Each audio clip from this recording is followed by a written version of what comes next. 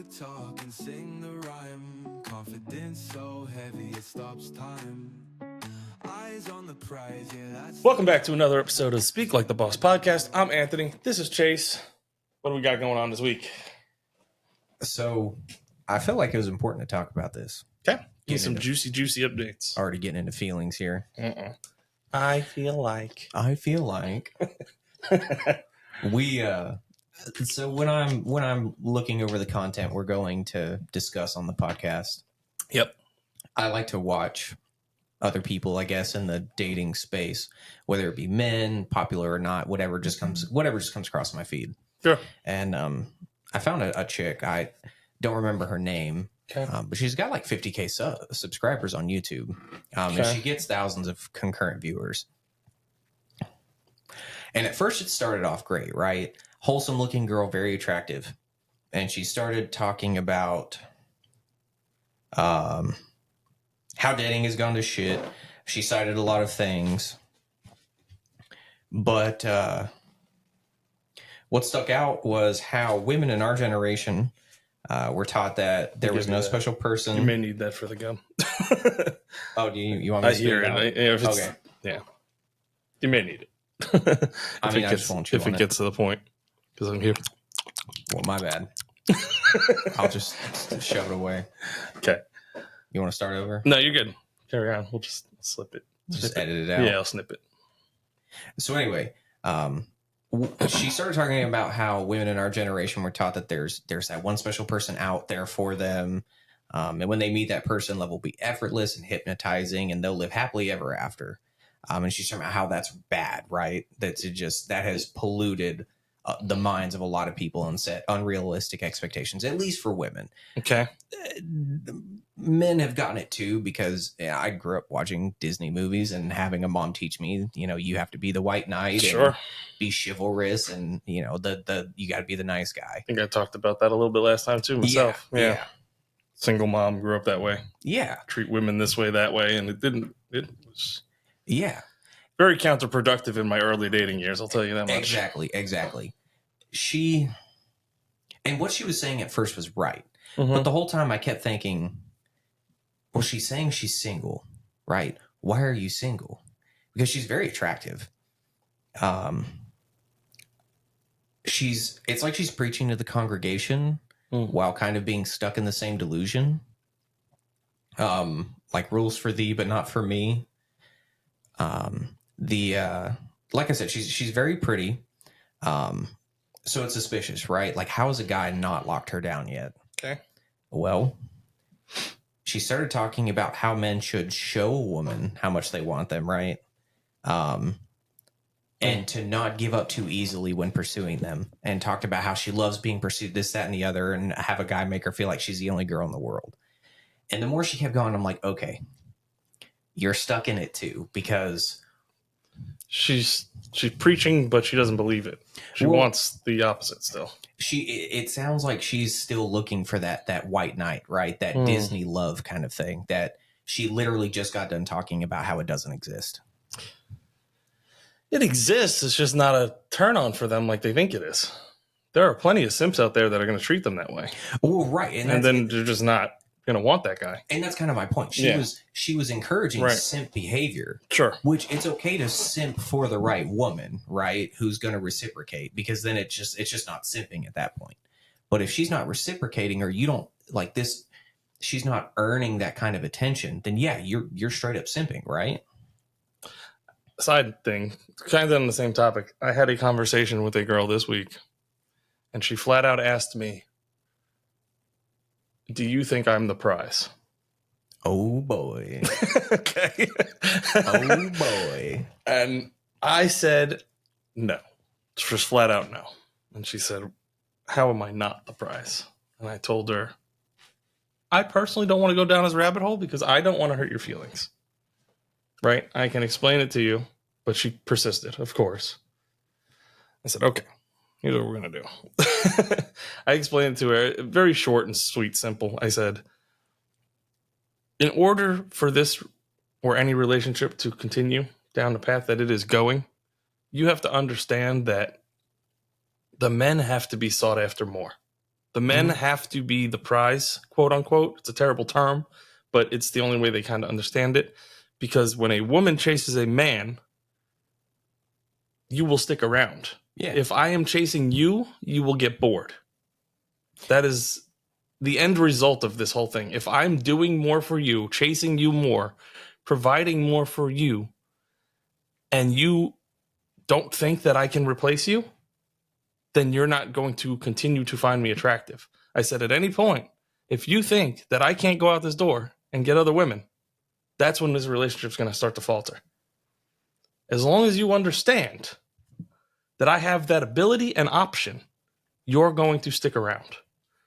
And that is the result of how to maintain a relationship long term.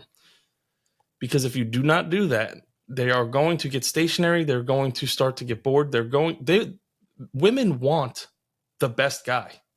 Yeah. So if you're not the best guy anymore and you start to fall flat of that and they think that they are the prize, they're not going to stick around. They're going to replace you with the best guy. I agree with your answer on that, but your rationale, I think, is a little different than mine. The way I would articulate it to someone is, or a woman, I guess, in this case, is you want to be with a guy who's better than you, right? A guy who makes more money, guy who's attractive.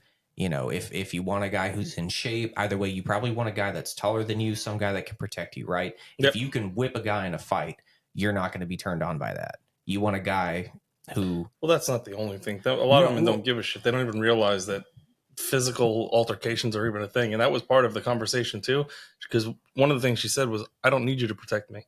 I said, you don't think you need me to protect you. I said, let's play this out real quick. Lay here in his bed. I'm going to close this door. I'm going to come back in here, but I'm going to be an intruder. Fight me off. She was like, why? She's like, I'm not doing that. I'm not going to be ready. What do you mean you're not going to be ready? Why would you be ready on the other time? It's an intruder. Yeah. You're not supposed to be ready. She's like, but I don't have a baseball bat under the bed. Do you have a baseball bat on the bed normally? No? Oh, well, then you're never ready. Yeah. What the fuck are you talking about? Yeah. An intruder can come in at any point when you're asleep laying in this bed. I said, so realistically, you think that you're going to be able to stop a man from physically harming you? I said, well, stop me. I'm not going to hurt you, obviously, but I'm going to show you that I can overpower you in seconds. Yeah. And I just want to prove that to you so you understand that you're not safe. And all the times that you think you can go on girls' trips and do all these things and you don't need protection, you're 100% wrong. And society has created a false narrative that you think you're safe at all times. And she said, well, nothing's happened in the past. I said, you know who else thought that? All the girls that are being sex trafficked right now. Yeah. Yeah. They also thought they were safe and they didn't need anybody's protection and they could just go on the girls' trip and not disappear. Guess where they are now? Yeah. MIA.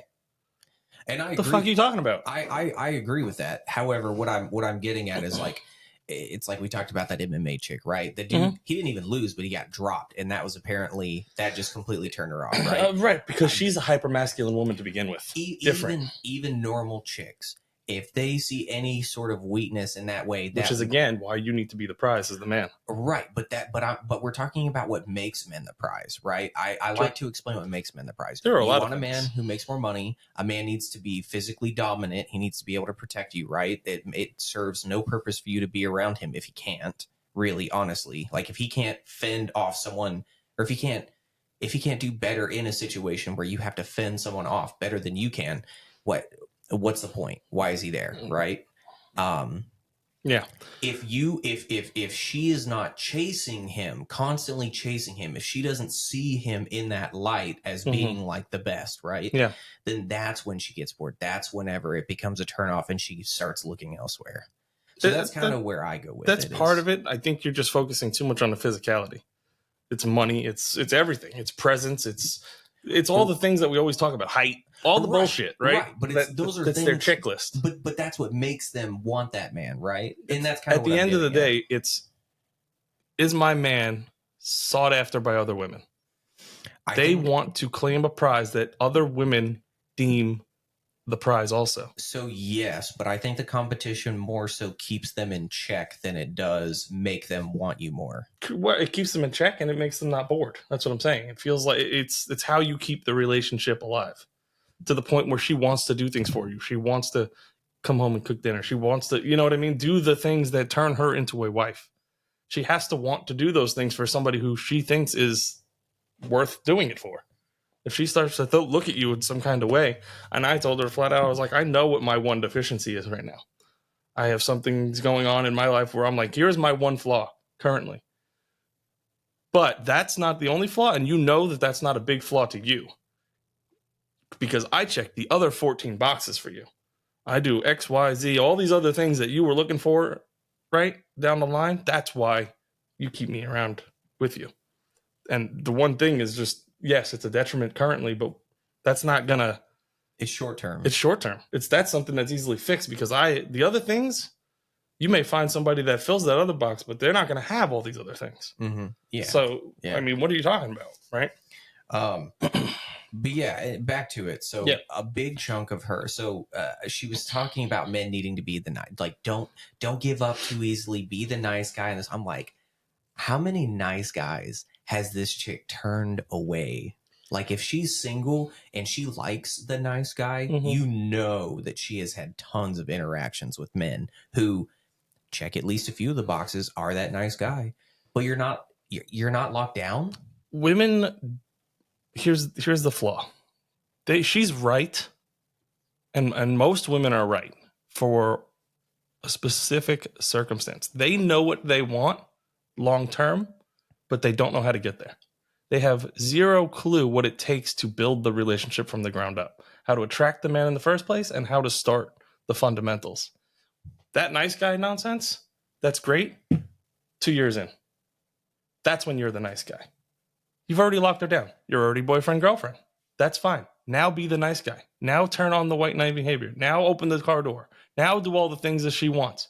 That's going to be your future wife, etc., whatever. If you're getting to that point, yes, then she has earned and deserved it, because you haven't walked away yet, right? In the beginning stages, that shit is not going to attract any women. It's just going to drive them away. She's going to think you're like everybody else, and she's going to move on. And that's why I say when women try to explain what they actually want, they don't fucking understand what they actually want. They have no idea. They don't get it, and they don't have to think about it.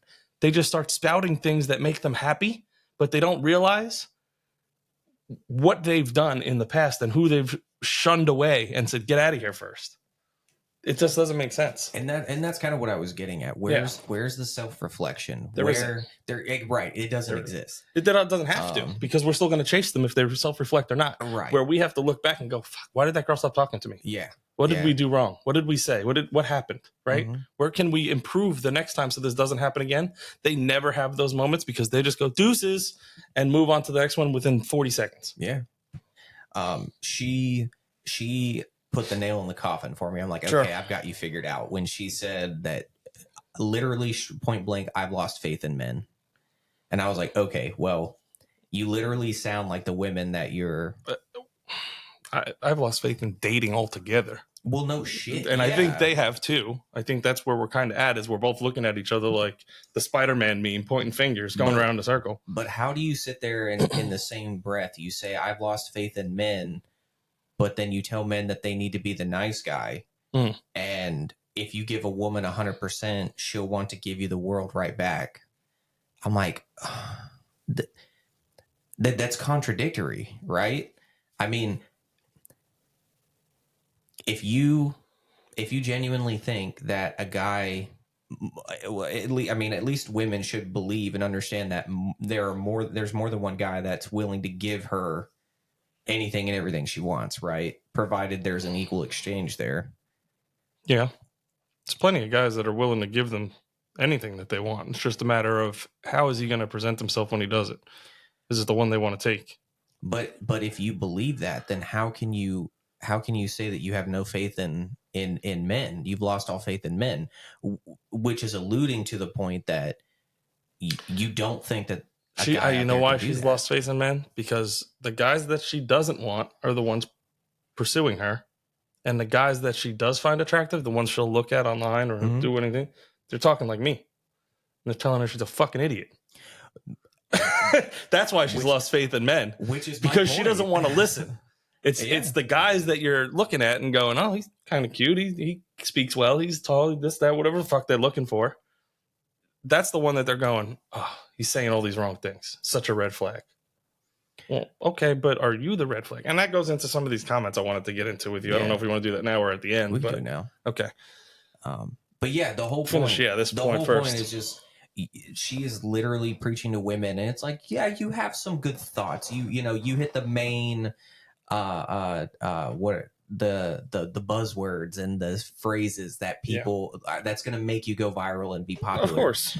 But that's a lot of what it is too. And I do understand it from a creator standpoint is clickbait type phrases and talking points. But from a realistic standpoint, you are the problem that you think you're trying to correct, right? Like what? Yes, you're hyping up more of the bad behavior in women. It's just like the women that you see go on like Fresh and Fit or whatever, or you know, they speak to any of these people, and they preach all these traditional values and what men are looking for and whatever. It's like, okay, well, are you married? Are you in a serious committed relationship? No. Well, why not? Well, I just haven't found the right one. That's fucking cope. That's cope. There are too many. There are more. I would argue there are more good men than good women out there. And the fact that you're not tied down means one of two things. The good men either don't want you or you don't want the good men. No, they don't. They want the good. They don't want to have a specific set of behavior rules placed upon them that is not what society has trained them for. If you're a person who, let's say, has gone through 12 years of schooling from kindergarten through all the way through high school, right, or whatever it is, 13 years, and then you go into whatever college profession, or even if you're younger than that. Let's say if you trained for a job, let's say the military, you go through basic training first, right? You go through this whole rigid thing where they train you, they break you down, right? They try to treat you like shit so that they can build you back up, right, as a new person. That's the whole core mentality of basic training. Those type of things are to reprogram you from all the bullshit that you've learned as a civilian. It's the same thing with women. Our society currently is training them the complete wrong way to be women. They're training them to do something else. They're training them in the feminism ideals. They're training them to be the boss babes. They're training them all this X, Y, and Z. That's fine if you want to be single forever. Then continue down that path, because that is what it's training you to do. It's training you to have your own money, not rely on a man, be independent, which is independent of men. So if you never want a family and children, then that is the behavior that you should conduct, because you will be able to survive on your own. You're taking the male role unto yourself. If you do not do that and you realize this is not what I want, then you have to make a decision and change your lifestyle and your training program to understand what it is that a man does want to be around and enter back into your femininity. And that doesn't mean fucking get your ass in the kitchen and bake cookies all day. That's just a bonus. You know what I mean? But it does mean act more like a wife and turn off the argumentative, turn off the crazy, you know, I'm going to run the show by myself. I'm going to tell you what to do, or I'm going to make all my own money, and I'm not going to be here, and fuck these kids. And I don't know about you, but the way to my heart is a good steak and a fat ass. Listen, so that's if they want to, a lot of men. If they want to stay in the kitchen, that'll clear up a lot of issues. I understand. But when you tell them that, their libido dries up. It's like taking a moisty nap, you know, and just sucking all the juices out of the... It's just not what they want to hear. It's okay. They make products for that. You have to play the game with women to the point where you get what you want and the success that you want, and then you let them know the truth. That's the only way to do it. There is no other way. In 2025, you have to not lie, but not give the whole truth. You have to withhold information. You have to be the one in control of the situation. As soon as you give power to her in the relationship, you've lost. I agree. You have to maintain your standard and your frame the entire time. You have to be in control. You have to understand that when to put your foot down. That goes back to the conversation I was having with the other young lady. We talked about different things as far as I make exceptions now in my life that I wouldn't have made before because I know I have the current deficiency that I'm doing and going through. So I allow things that I normally wouldn't allow because I understand that I'm lacking in certain areas. And I told her, this is what I do. And she said, give me an example. I gave her examples. I said, this is what this, and this. And she said, oh. And I said, but now, retrospectively, we talked about an incident from long ago. And she was like, oh, thinking back on it retrospectively, I see why you didn't want me to do this or go here or go, you know what I mean? Certain, without giving too much away, obviously. But those type of situations where now she understands it from my perspective because we're deeper into it. Let's jump through some of these. So this was we had three videos that I wanted to talk about real quick that we posted short clips from our podcast last week. This was the one preparing for the goals you want, right? So how you need to prepare yourself if you want something, whether no matter what it was, we talked about it last week. If you want a job, you go to college. If you want this, you get a degree, you get a specific skill set. Same thing with finding a husband for women. You have to prepare. You can't just show up with all your bad behavior and expect what you want. So some of the comments we got, one person said, the BC double standard exists because of biology. If the carrier of babies isn't selective about partners, it risks the long-term health of the species. The BC. Read it to me one more time. The first sentence. BC double standard, birth control, probably. I don't know. So, So that's just cope, though. Basically, cutting that part out. He's saying because of biology, if the carrier of babies isn't selective, meaning the women, about their partners, it risks the long-term health of the species. Well, that's true, but it's also kind of a straw man argument because men have standards too, right? Why? Yes. And there are women, you can find women in the world to reproduce with that don't fit into modern society. Correct. Right? Like right. That's just cope. So another user commented on him and replied to him and said, that makes sense, but women aren't selective anymore. Let's be real, not trying to be rude. Just logical women don't just stay with one man anymore. And have you, I don't know, that part don't make sense, but doesn't stay with one man anymore. Well, which is true. Grammar is struggling for these comments sometimes. The average woman has what, like 10 bodies by the time they're 24 these days? Yeah, more. Or more? Or more. Yeah, so that's just not true at all. Women show absolutely no discernment as a whole, right? So I responded to them and I said, I think human nature in general is bad at selecting good mates. Men choose bad baby mamas that are 304s, and women choose prison-bound dummies very often. Yeah. This is just what it is in reality. We just don't, as society trains us as young men and women growing up, we are trained to want the wrong thing. Mm-hmm. And it is not until later on that we understand what to avoid. Mm-hmm. It's just how it is right now. Next comment from somebody else said, 1% of men are high value. Of those, 1/2 of those prefer men. The other half are straight and married. So 99.75% of women might as well do OnlyFans because they end up with cats or chads anyway. Does this look like a woman or a man commenting? Male or female, would you guess? This is a man.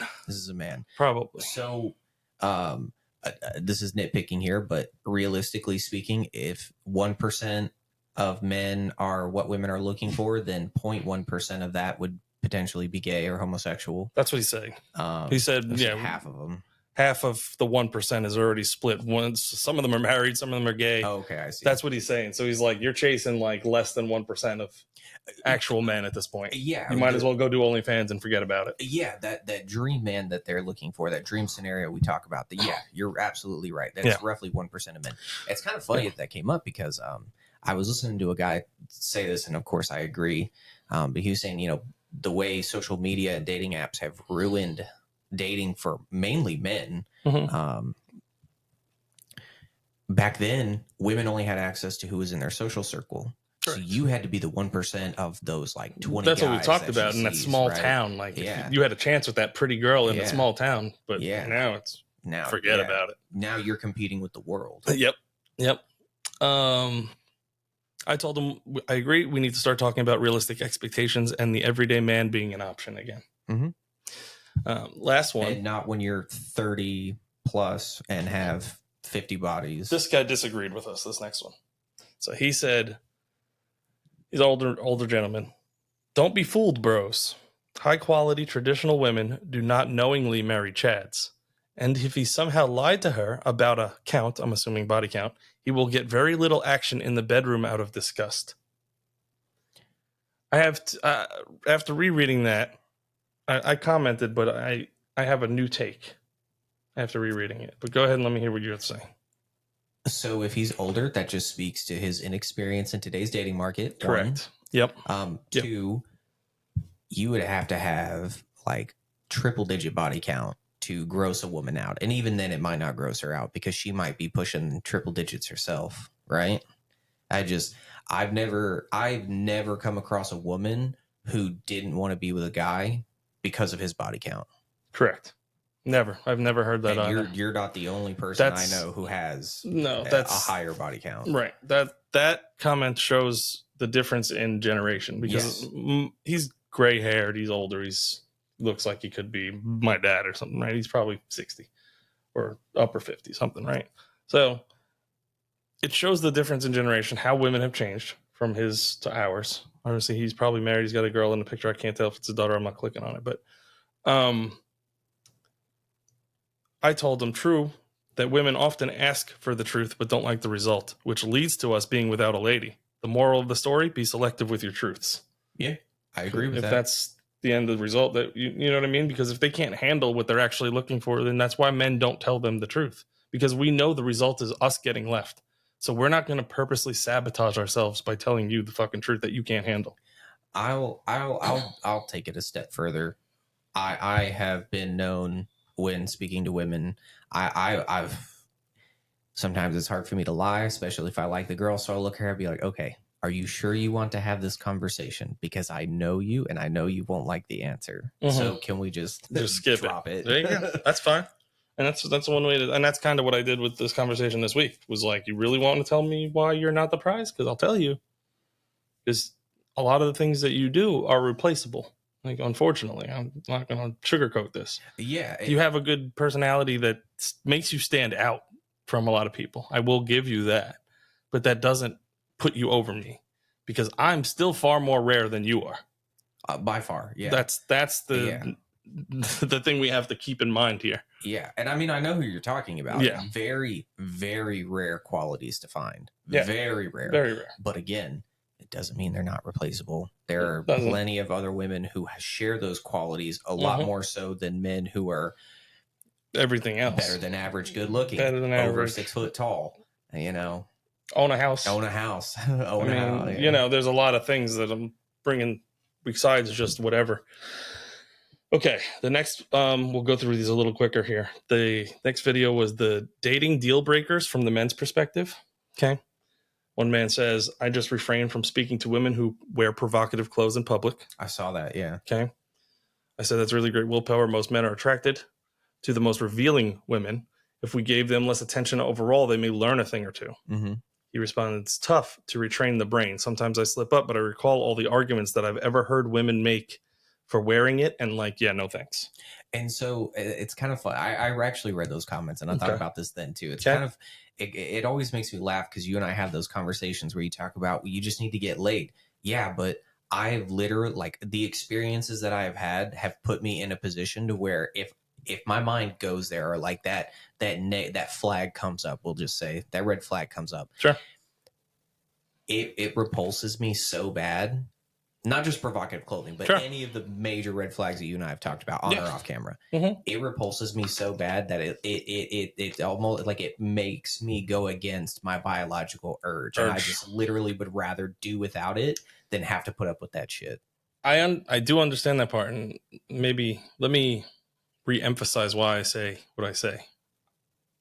You're going in to a very dangerous dating market.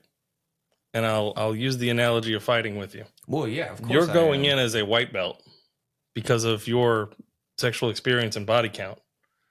And you're going to go in with people that are 5 times what you're at. And if you think of every 10 times as like a rank up in belt, you're going in against brown belts and black belts with your white belt. And these girls have been around not just the block, but the entire block multiple times. They've done a whole marathon. And you're going in with very little experience trying to please them, keep them, intrigue them, all of the things. And this is not just for the initial. This is talking long term too. There may be points where you, because of the inexperience in that realm, they start to shift away or leave or act a donkey, basically, is what I'm saying. They may not hold the same respect at some point. I mean, in terms of sexual partners, sure. Yes. Sure. But I mean, in terms of having a relationship, knowing what I will and won't put up with.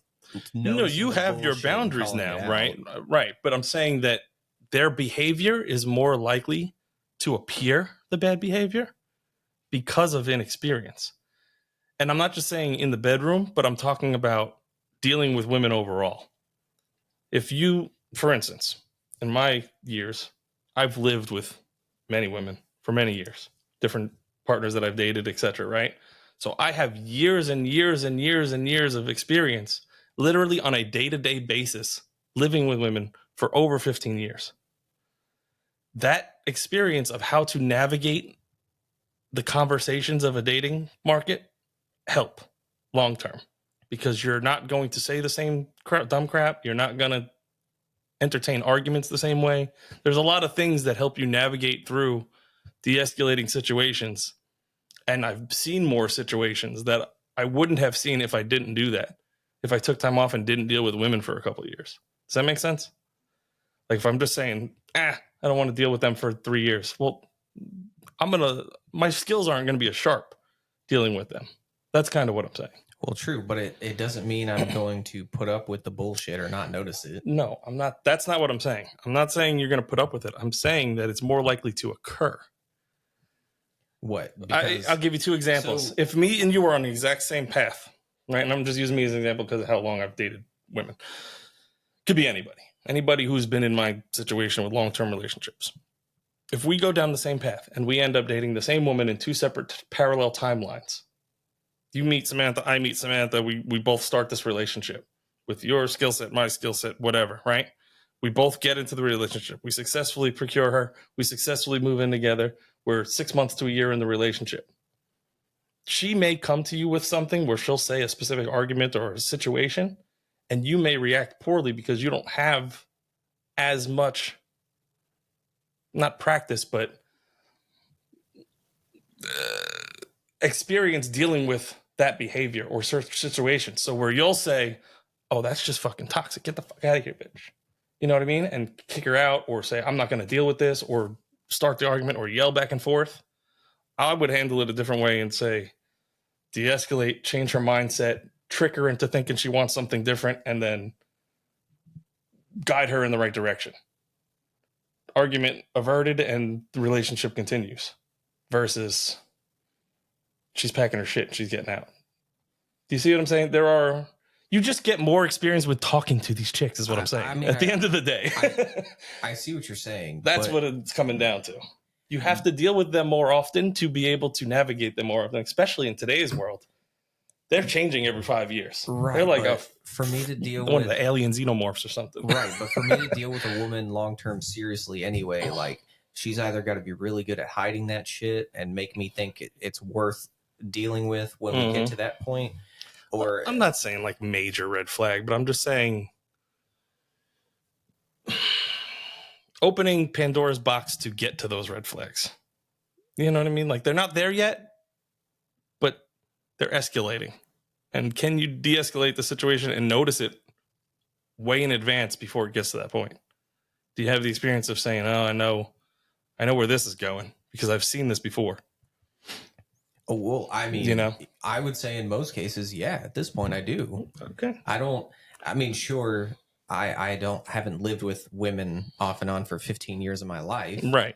but They're all different. I'm telling you, everyone was different. They have to handle them differently. right, So, I agree. you But know. I mean, yeah, if you want to use martial arts as the You have to put in the work analogy, to get the results is basically what I was using the martial arts right, analogy I for, understand. right? I would definitely not say I would be a white belt. I would say more like, I mean, sexual. Depending on, If you're talking about relationships, I would say I'm more like a purple to a brown belt, which means that like at Okay. that point you go into an absolute tournament. You have purple and brown belts beating black belts all the time, right? sure.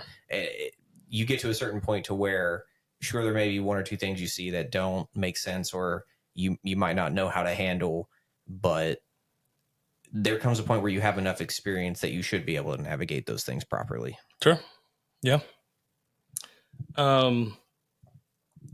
This guy said corn stars expecting monogamy. True. Yeah.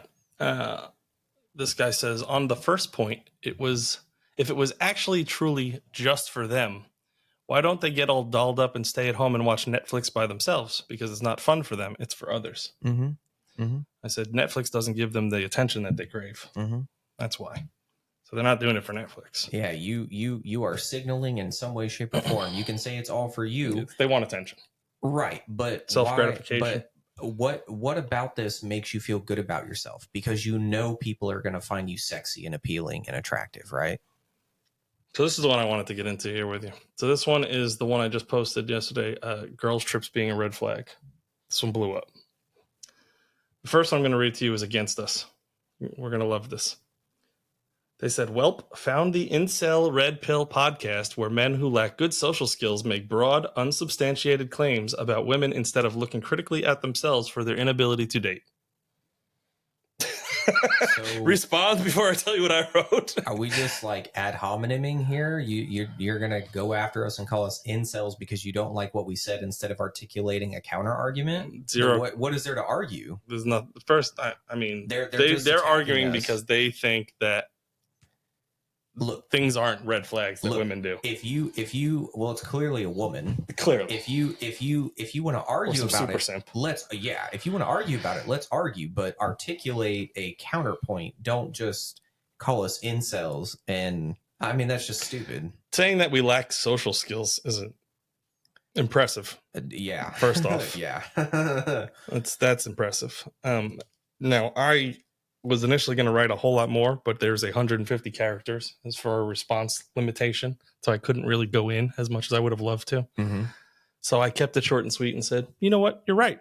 I don't have a successful top 10% podcast in which I communicate every single week. I guess I'll tune into yours next time. Oh, wait. You don't have one. What the fuck are you talking about? Like, what am I supposed to do with that? Yeah, I mean, if you want to argue in bad faith, sure, it just shows your lack of intelligence. It doesn't make any sense. Like, there's every claim that we make is substantiated. Yeah. 1, 2, social skills. I don't think this would exist if I didn't have those. First off, yeah, let's start there. And critically thinking about ourselves of why we have an inability to date. I don't have a problem to date. I don't know where people get this mindset because I don't talk about relationships personally on here. That doesn't mean I don't have dates or don't go on dates or don't, attract women. Well, and people want to give me shit too. But at the same time, like if I wanted to be with somebody, I can find somebody that is just absolute bottom of the barrel that I don't want to deal with. But you're looking for somebody that you want long term. That's quality. Right. Exactly. And that's sorting through the bullshit that is women today is the problem. Yeah. We understand that. Yeah. I get it. To that point, in any social circle except the top 1%, you would stand out or be near the top of that circle. Me specifically? Oh. So, I mean, I just don't understand where they come up with these crazy. They say things sometimes. They're trying to cut deep. Those are the psycho bitches who are trying to go for the throat and cut deep because they can't articulate a logical rebuttal. By the way, their picture is just that of the Earth, and it doesn't. They have 0 posts, videos, pictures. It's probably a dude then. Just probably some fucking random. Which again shows heffalump and woozle. Which again shows immaturity, shows lack of intelligence. I mean, Next one says, now, if y'all had said stealing the man's credit card and going on a shopping spree, I would have believed you. Laughing faces. So you're just basically saying these are things that happen as well as the other red flags. Well, yeah. You know what I mean?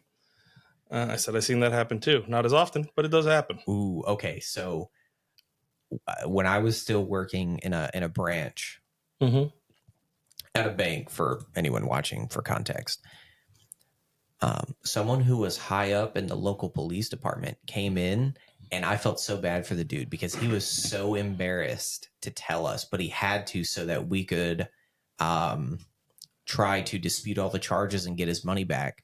His wife was just going batshit crazy. She had cleaned out. She spent like 15 grand in 1 month. I mean, she needed to be in some kind of rehab. She was spending so much money. Just going nuts. And I felt so bad for the dude. I remember seeing the look on his face. I mean, the dude looked like he was ready to just end it all. I seen a video this week. A lady posted she was doing a little talking head thing in the car. First, she started going into, I was with this guy, dating in a relationship from 12 years old, and da-da-da-da. She stayed with him long-term till she was like 18, 19 or whatever, right? Blamed him for being controlling, toxic, everything else, okay? And then went in to talk about how because of his controlling behavior, she started just booking vacations for herself and going on trips, solo trips, okay? She ended up racking up $40,000 in debt, maxing out all her credit cards, and she's blaming the guy. It's very enlightening that this woman wanted to blame a 12-year-old boy for not having the frame and decision-making skills to how to navigate a relationship properly. Let's give her that. Let's just say that maybe it was the case, but I don't think it was. I think reality is he prevented you from spending a bunch of money that you don't freaking have, and you deemed it as controlling at 18, and then left him and proceeded to do what he told you not to do, and now are dealing with the consequences and looking for a scapegoat. Which is what they've been taught to do. Most modern women don't know how to take accountability. These comments are proof of that. If these really are women, you're just going to attack us instead of offering a rebuttal. What? Yeah, there is no rebuttal. There's no logic. There is no logic in what you were saying. I have learned that arguments with most women, let's put that out there, most women aren't through substantiated claims, right, or evidence. Feelings. It's just feelings and I don't feel like, or not in my experience, or the arguments. Anecdotal, feelings are anecdotal. Yep. Another way to put this: if a man, for this woman who's blaming, I guess, her husband or ex for her spending $40,000 on trips, if I kill somebody and say they made me do it, I'm still going to look like a psycho, right? I'm still going to jail. I'm still responsible. There is no alternative there, right? Yeah. This next person asked, man, so are fellas trips okay? I'll tell you what I said after if you want, but I was going to see what you said. I would say yes, but what are you planning? If you're in a serious committed relationship, what do you and I'm not of the opinion that men should sleep around as much as they want unless you have that agreement with your significant other, right? Open on your side, closed on hers. Right. If you don't have that, which most men don't, because most men don't know how to have that conversation or command that type of situation because you're just not that guy, right? Sure. So we'll say for the majority of men, what are your intentions? If you're going out and trying to get laid and sleep around, that's actually good because I couldn't put all that in here because of the limited comment space. But yes, there's less of a chance, realistically speaking, that that's going to happen for you, right? Unless you're going to like Thailand or something like that. That's funny you mentioned that. We'll get to Thailand here soon. At the same time, men are in a different position, right? If men are going out, women 9 out of 10 times aren't going to. Aren't going to throw themselves at the man, right? And most men don't want to go to bars when they go out anyway. They're going to go on like fishing trips, or they're going to go hunting, or they want to go to like Universal, or they're going out of town to do an activity, not to go to bars and get wasted. I wonder why they can't do that with the woman though, if they're going to do the activities. I agree. You know what I mean? If you're going to Universal, why is she not coming? See what I'm saying? I agree wholeheartedly. I will say that there are circumstances where it's okay because or that are different, because like I have a brother-in-law. About once a year he goes out with the boys. The dude just likes drinking beer. So like they'll fly somewhere and go to a bunch of meaderies and stuff like that where they haven't been before, and they're all super nerds. They're not there to pick up women. If they are there to pick up women, no one's talking to them respectfully. But that goes back to what we've always said is the men are as loyal as their options. Imagine if society fell on its head tomorrow and reversed, and women always approached men. Would they have the same willpower to constantly resist the women and say, no, I'm married? No, I'm in a relationship? When they just got these hot chicks coming up to them all the time? I say no. That's where I give the woman the pass, and I understand the temptation. I do. They're not as sexually driven as we are. They don't have the testosterone. We don't have the sexual desires the same. So they should have more ability to say no than we do, right?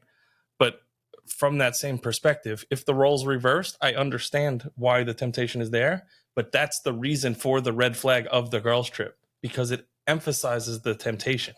Right. So I had to make two comments because I didn't get it all out in one. So what I told them was, it depends if the woman trusts the man. A few major differences here. One, a man can protect himself and will not be sex trafficked in a foreign country. That's one. One reason why. Yeah, there's like a 1% chance on males for that trips, to happen. no on girls trips, right? Yeah. Second, a woman does not approach a man for dating. So unless a man goes out of his way, sexual access is not found. A girl has far more temptations on a daily basis. So this is the reason, and the double standard for no on girls trips, yes on maybe guys trips. But again, going back to what we were talking about, if you're going to just go and see a place or do something, you're doing tourism in general, and that is the objective of the trip, then bring your woman. I agree. I don't understand why you don't want to go have balcony sex or something. Like, what the fuck are you doing? You know what I mean? You're being weird. Yeah, I personally think it says something about the man if he wants to give up sex in that 100%. Manner, right? Or he thinks he can get something. And not always, but here's an alternate example. Like my childhood friends that I grew up with, we're not all in one place anymore. If we decided we wanted to go see each other and go somewhere to hang out, we could all meet at a location and go do something together. That would be kind of considered a trip, but it's a hangout to reconnect with friends that we don't see very often, right? I could see that being a reason. And is it safer, like we just talked about? Yes, because I'm a man and can defend myself, right? And I'm going to be with other men who can also defend themselves. That's a huge component. And then the second is if I choose as a loyal man to not go out and pursue women while I'm there, no women are going to talk to me. I'm going to go through my freaking day and not talk to a single one. Yeah. Whereas if you choose as a loyal woman to not entertain it, you're still going to have to tell multiple men no throughout the trip. That is the difference. Unless she's hanging on your arm. And as far as protection goes, you're with another bunch of women. The likelihood of them trying to attract the group of you to be sex trafficked or whatever nefarious needs, roofie your drinks, etc., name it. The list goes on, is higher for you than it is for me. Or even just getting your back blown out by Raul, the bartender. Raul. He's always coming in here like that. I didn't realize, but this guy responded to that. I haven't said anything yet, but he said from the protection standpoint, 100% agree. From a more apt to chest part, disagree. If a woman or man is going to do that, they can do that with someone from around the corner. And I agree with you. If they're going to do it, they can do it wherever. But that doesn't refute the point that I made earlier, as the temptation is higher when the man is not around and they think that they can get caught. They're in another country, they're in another state, they can go wherever. The likelihood of not being caught or bringing the baggage back with them is way less when they're out on a girl's trip. And they also have bad influence from their girlfriends all around them. These girls fucking encourage terrible behavior, especially if they're single. I agree. He's alcohol is a standpoint. Yeah, right? I agree. Emphasizes the bad behavior. I agree. He's refusing to argue he's not rebutting the initial argument, and you are 100% correct. I agree with the fact that if you're going to cheat, they can do it anywhere. Yes, you're right, but you're moving the goalpost. Yeah, you move the goalpost. We're talking about a 30% chance versus a 60% chance because Mhm. they have more access, Mhm. right? This one says definitely a red flag because she's going to cheat 100%. I said not all cheat, but I do agree that temptation and percentage increase dramatically with alcohol and female friends' encouragement. Yes, 1000%. My the last chick I lived with, she just, I guess, was drinking one night and decided to tell me about how she went out with her single friends when she was dating the guy before me. And what did she do? She hooked up with someone while he was out of town, and she was blaming them. I'm like, okay, you have to understand that this is your fault. This one tickled my funny bone. This was another one against us. Okay. They said girls' trips are not a red flag because someone would that has I'm rephrasing because their English isn't great. Someone that has anonymous sex is completely different category that has no bearing on each other. I said a red flag is a warning sign that someone's behavior patterns do not put the interest of a monogamous relationship first. A girl's trip is absolutely a red flag.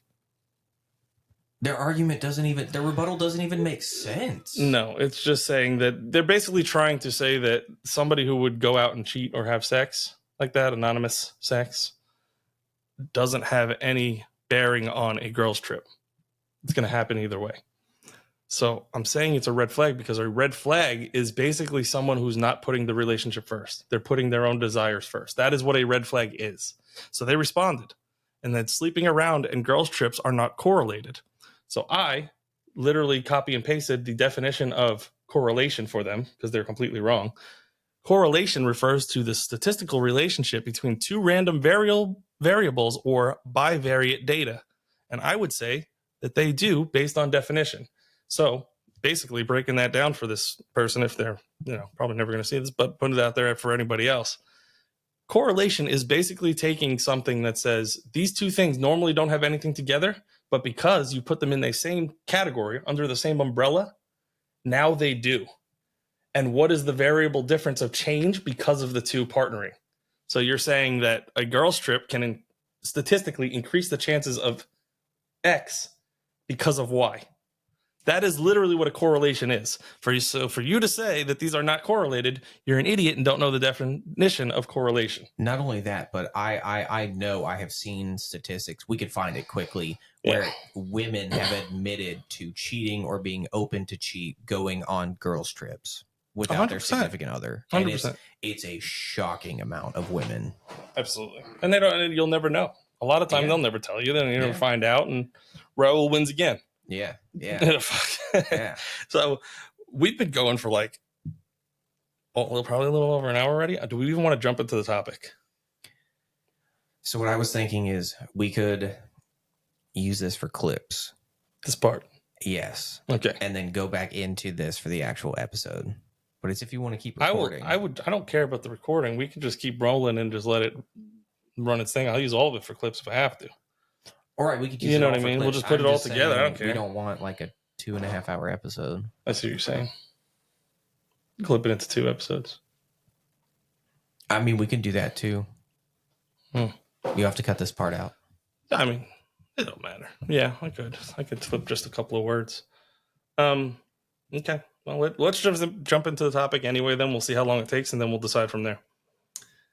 So today we wanted to talk about, even though we went on a long rant, first date expectations, and just how to navigate a successful first date in the first place. So we'll try to go through some of this and see how it ends up. And if we have to break off, we can, whatever we want to do. So first date expectations, I'll kind of read some of the questions, get your short take on it, and then we'll jump into if I have anything, and we'll just move through this as quickly as we can, unless we find something we really feel passionate about. So what has changed in dating since pre-pandemic? Well, this isn't like a profound discovery. Dating apps became a lot more popular. Online dating in general. Online dating in general, which has made dating for the average man insanely difficult. The change from 2019 to 2022, I believe, is the number of men between the ages of 18 and 30 who are either virgins or have unwillingly abstained from sex. Mm-hmm. It went up like 80 something percent. It went from like around 20% to like 36 to 40%. It's a lot. That's a substantial amount. I'll try to Um, and at least from what we've been seeing out in our personal life, and then some data as well, showing that people are becoming more reluctant or more reluctant to go out to bars. I think the bar scene is going away because that was a primary agent to meet people and pick people up. The younger generation, I've seen also a side statistic that they don't consume alcohol like my generation has. They're about significant. I don't remember the exact number, but it was something like 60 something percent of my generation and only like 18% of them. Well, it's because they're doing other controlled substances. Correct. Right. But alcohol is not it. So, which in turn, why be at the bar if you're not going to drink alcohol, right? Yeah, I agree with that. I that's the one thing I hate about going out is because I don't care to drink a lot, but it looks stupid if I don't have a beer in my hand at some point. Sure. Yeah. It's part of the just, I guess, what do they call it? You got to be part of the club. Part of the club, just, looking the part, right? Yeah. Yeah, I think so. Dating, that's probably a big one. The online dating scene. Social media has gone insane over the last 5 years. Yeah, I agree. OnlyFans has gone insane over the last 5 years. We really should have started this 5 years ago. Like that, all of those things drove through the roof over the last couple of years. Like these were not as prevalent. I've told stories on here from going out back 5 years ago during the COVID times of different things that I've seen getting back into the dating market at the time, been going, this is crazy. Like these girls are just outright being disingenuous and rude at this point to get what they want, whether it's free drinks or whatever, and just moving on. So things have changed. I mean, we've talked about it so many times. I don't want to beat the dead horse and continue to go back to it. Like if you have questions or comments, please ask, right? But we'd have to get a little more specific. But it's I feel every 5 years, the dating market shifts.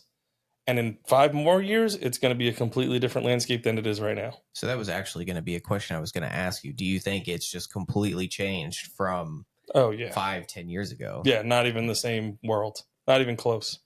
Like dating, let's say 10 years ago, okay? I was able to interact with women on a regular basis, whether that be at a retail store or wherever I was, and potentially get a date. Now, it almost feels like you can't just have a conversation and obtain a date anymore. You have to almost come with a resume of why you should be dated, right? Yeah, 100%. It's a very different world That's super common on dating apps too. Yeah. Send your resume. Send your resume, right? Why should I choose you, right, over all these other people? It's very different. And just based on trends, I can only predict what that's going to look like in another 5 years, right? But just based on what we're seeing, I'd say 5 years, we're going to see the worst, the absolute worst. It's going to continue to get worse for 5 more years. 10 years, it's going to flip. We always see an ebb and flow of everything. It goes one way, it goes the other way. We go liberal, we go Democrat, back to Republican. We're going to do the same thing with dating. What they like to call red pill content, like this or whatever else you want to classify that as, that's becoming more and more popular. And it's going to take about another 10 years for that to become the norm. And we're going to see a majority of men start to shift to that rather than the minority. Well, we already are seeing a majority of men shift to it. There's still too many simps. You're right, but the polls that I see, Gen Z men are leaning more conservative and looking for that traditional relationship. What I'm saying. Like as those men grow up and the next generation comes in 10 years too, we're going to see. You see what I mean? Yeah, that's what I'm saying. Then the dating market is going to be filled with them. Well, I think, and what that's going to do for women is you're going to see multiple generations of women who are single, alone, can't support themselves. And we're going to see that too. Yeah. And we're going to see it from the women's perspective. The 45, 50-year-old women in 10 more years that are saying, oh, this didn't work out for me. I'm miserable. etc. And you're already seeing it. There's plenty of conservative women that speak up now and tell you, like, you girls are nuts. Like, you're not happy and you're never going to be happy. But it's not mainstream enough. It's going to take That's another. what I'm saying. It's going to 10 take. years. It's going to take one more generation, and Yep. then the generation below them. I mean, we will be too old for them probably, unless I mean, you know, I we're won't be millionaires. dating then, but Yeah. who knows? I mean, in 10 years, I could be a millionaire. I would date a 20-something-year-old in my 40s. That's true. But I think that generation of women, if they can learn early that the ideas of today, what women are doing today, is not what you want, and you want to find a healthy, long-lasting relationship, I think it is going to commoditize that generation substantially. That, or most men are just going to go to having foreign wives. Because they have more traditional values and they're not as, I don't even know the word right now, but not as easily influenced as our Western society is. But to that point, speaking to how the dating market has changed, they call them passport bros, obviously, but there's a significant amount of American men, average American men, who are leaving the country to find a wife. But that's not a majority. No, still small amounts, and there's a lot of people that talk about it, but can't do it, can't afford it, can't, No, but it's becoming more significant, and I can see the younger generation of men start to move towards that more because they see it now, and it kind of becomes. But that's what I'm talking about. As that shift continues, eventually, women here are going to go, "Oh, this is what's happening. If we want to secure a man, we're going to have to change. We don't have a choice. Eventually, they're going to have to change." Because eventually they're going to stop getting approached, except by some low quality fucking dudes. I genuinely think the generations of we just can't visualize it now because we're so wrapped up in what today looks like. No, I get that. Yeah, I genuinely think that it's going to take women being taught from a young age that this is what you want. So like the generation, so like Gen Z and on. It's going to take those women hitting a wall before they can understand it.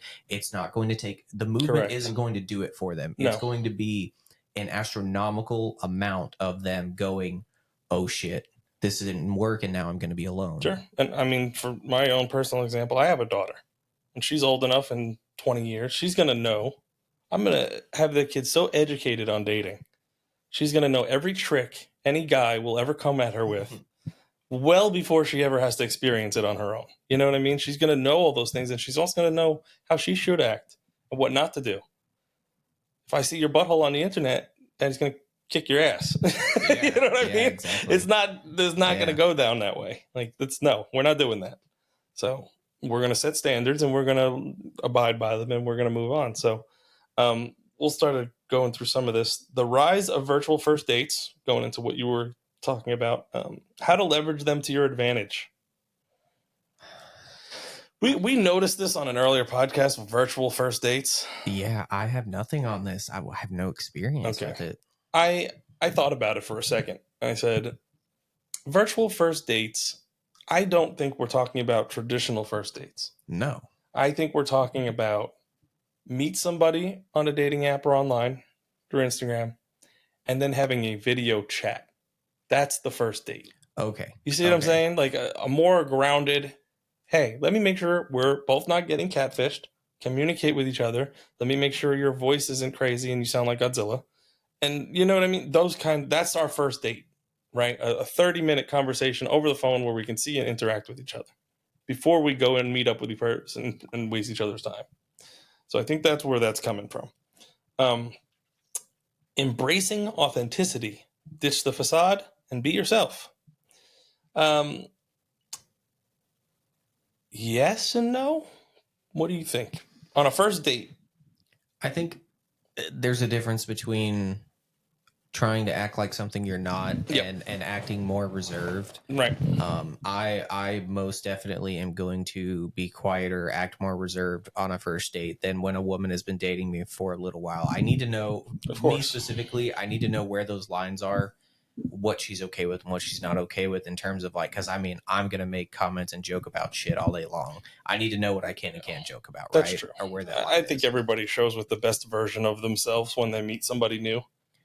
You're always trying to make a good first impression for the most part, you know, that you get that first, second, third date.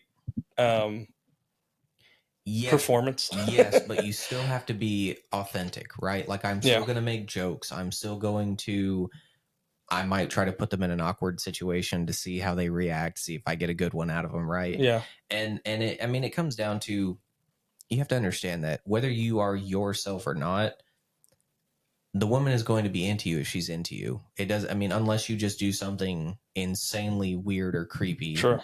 I mean, If she's already liked you enough to get out on a date and she finds you attractive, she's still going to find you attractive as long as you're not going completely nuts on her and being a creeper or weirdo or saying something that ludicrous that goes against her beliefs. yeah, and Right. and being your authentic self will make it easier to think and react to things that she's saying, right?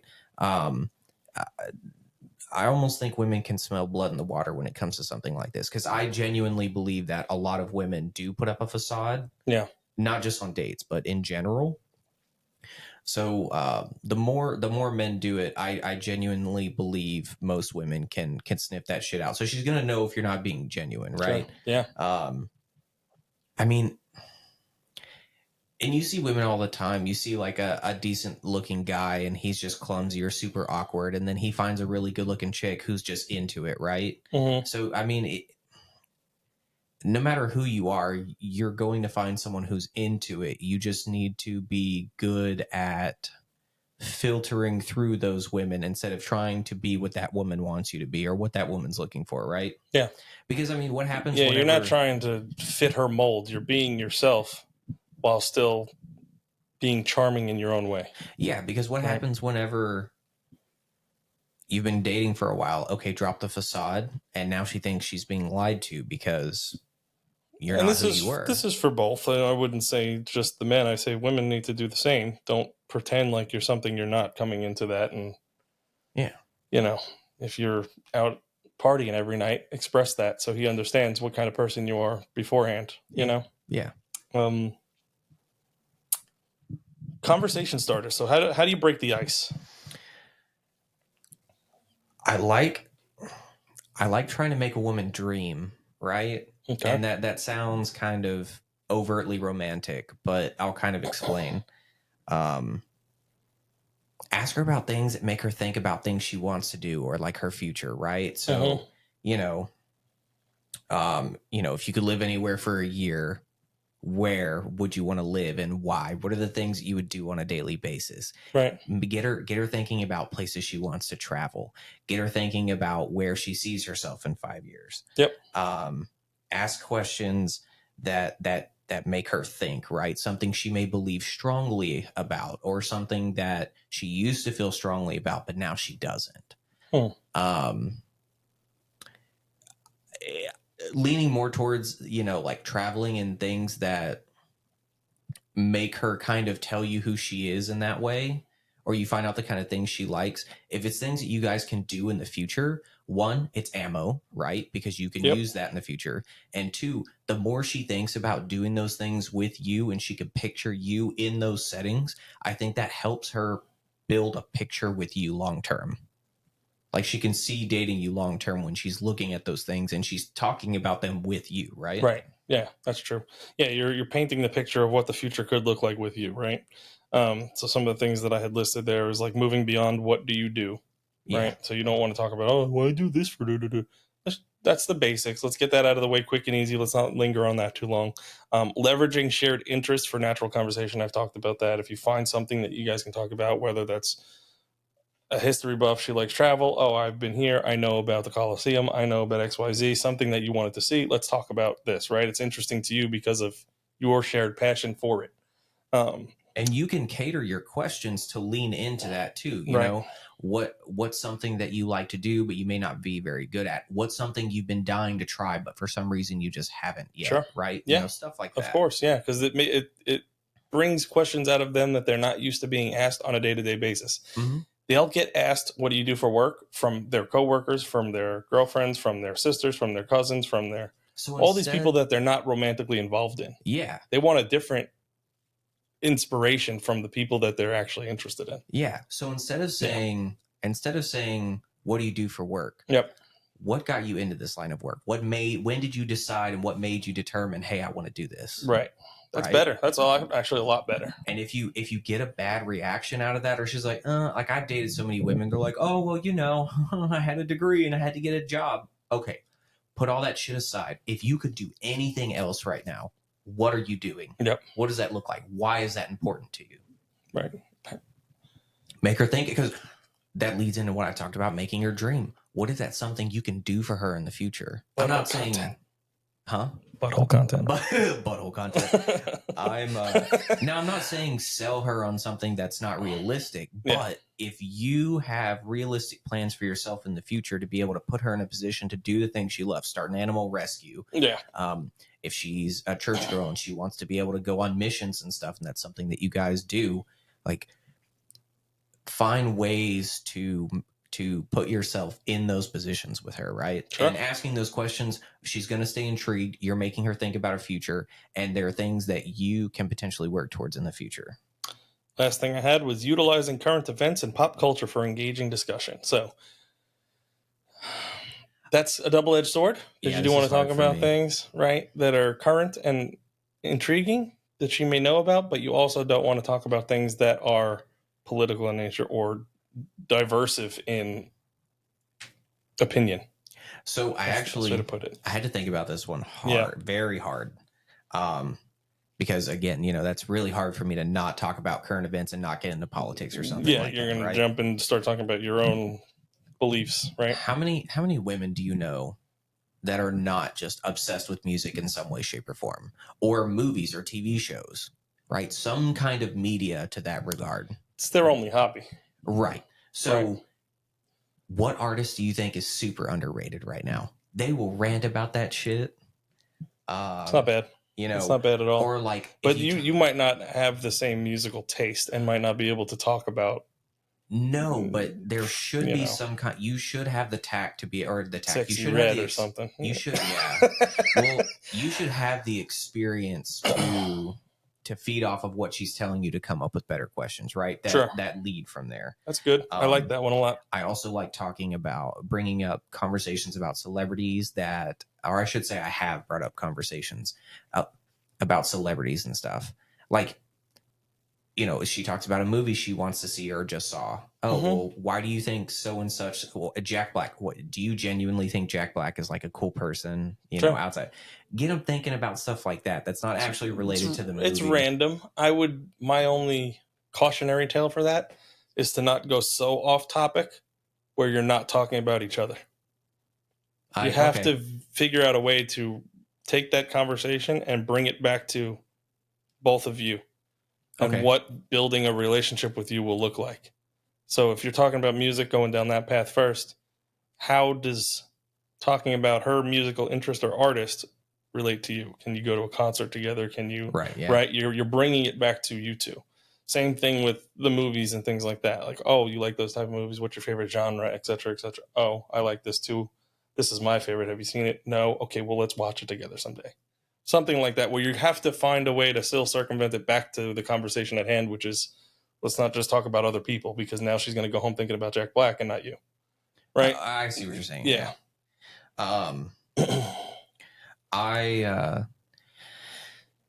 Depending on the woman, if I can't get anything else out of them, I might ask if they've seen anything on like TikTok or Instagram that they thought was funny or crazy or whatever. Might, can you show me kind of thing.